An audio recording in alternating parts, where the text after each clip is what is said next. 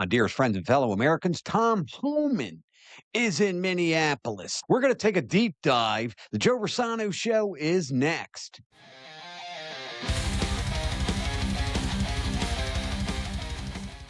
Welcome to the Joe Rossano Show. Hi, I am Joe Rossano. Dare I say, let's rock.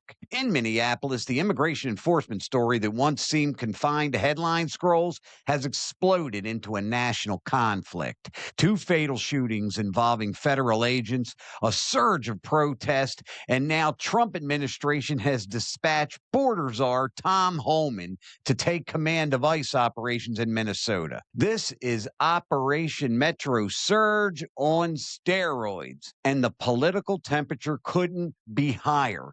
Tom Homan, former acting director of Immigration and Customs Enforcement, known nationally as the border czar, flew into Minneapolis this week to take over what the White House says is the most aggressive immigration enforcement operation in recent American history. President Donald Trump personally announced Homan's deployment and said he'll report directly to the president on how things unfold. Homan's arrival followed two deadly encounters between federal agents and civilians. On January 7th, 37-year-old Renee Good, described as a legal observer during an ICE action, was shot and killed in Minneapolis by an ICE agent, an incident that provoked immediate outrage and mass protest.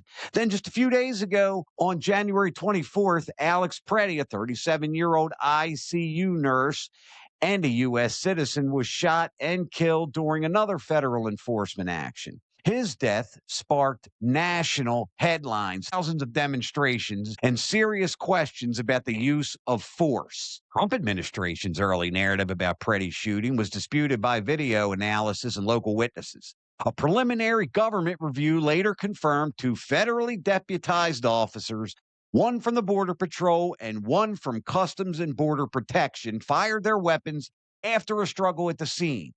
This contradicted initial government claims of a clear threat that fueled public skepticism. Like, share, subscribe, click the notification bell, and comment for all the latest episodes of the Joe Rossano Show. Now, Tom Homan did not walk into a neutral environment.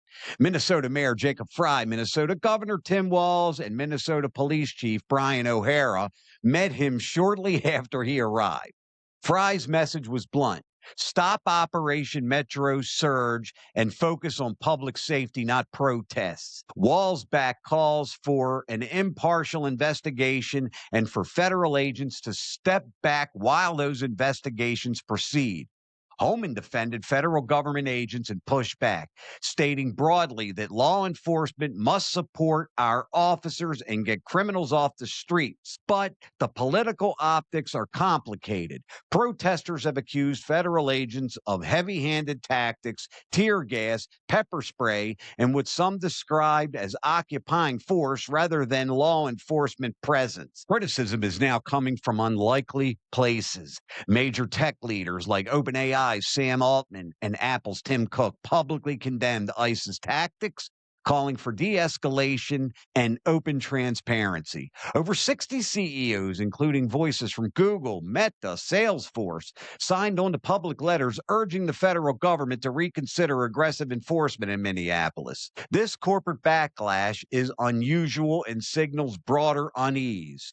Even within Republican ranks, Senators Rand Paul, Tom Tillis, and John Curtis have publicly called for independent investigations, a rare challenge to Trump administration's approach to immigration. This internal pushback doesn't just reshape the story in Minneapolis, it could echo into the 2026 midterms. Meanwhile, local law enforcement voices are weighing in with their own critique. Mark Ross, head of the St. Paul Police Federation, argues that local police would be better suited to manage protest and crowd control, saying that federally trained immigration agents lack urban training needed for Minneapolis streets. The lack of coordination, he claims, is part of how two Minnesota residents ended up dead.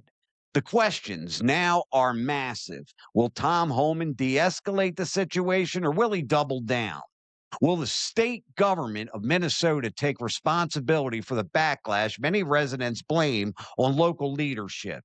And can federal immigration policy be enforced without tearing apart community trust? These aren't partisan talking points. These affect how Americans view law enforcement, federal power, and most importantly, accountability. As Minnesota continues to simmer, elected leaders are preparing responses. State and local officials have called for legislation discussions on constitutional rights and oversight. Civil rights activists and legal experts are demanding transparency. Meanwhile, Tom Homan stands on the front lines of the crisis, representing federal authority in a city refusing to be ignored. Whether the aftermath of these tragedies leads to policy reform, accountability, or continued conflict, one thing is crystal clear. Minneapolis has become a defining battleground in America's debate over immigration enforcement, federal power, and civic trust. And Tom Homan's leadership will be central as to how this chapter ends. My dearest friends and fellow Americans, your questions and comments, to the jar we go. First one is from Paula. Paula asks, shouldn't the police be protecting these ICE agents? Yes, Paula, they should be. And that's Governor Tim Walz's fault. I'll blame him for it. He's the governor. I mean, is ICE a little more aggressive than they should be? Okay, let's just say they are. Let's just say they are. Okay. But at the end of the day, the police should be in between ICE and the protesters. Those protesters should not be able to get that close. These guys got automatic weapons on them and they're on the job. And protesters are driving vehicles up to them, blocking them in, going up to them with cameras, and bad things happen and everybody's shocked over it. I mean, at the end of the day, yes, the police should be protecting federal agents in the United States. Again, this is the United States. Tim Walz is a governor of a state, and not having local police protect federal agents who are conducting operations, they certainly should be. And I'm not going to waver from that. They certainly should be. Is this presence a little too big? Yeah, sure. But again, when any federal agents enter any state or city in the United States, the local police should provide a layer of protection, especially from a bunch of protesters with cameras. Next, we got a comment here from Lucas. Lucas writes, I voted for Trump 3 times. However, I voted for less government, not more. I don't like the idea of military types occupying any U.S. state. Me neither, Lucas. I don't either. I don't want Humvees and men and women in military uniforms walking up and down the streets with automatic weapons any more than anyone else does. I don't like it either. However, 2 things I have to say in good faith behind this microphone in front of this camera.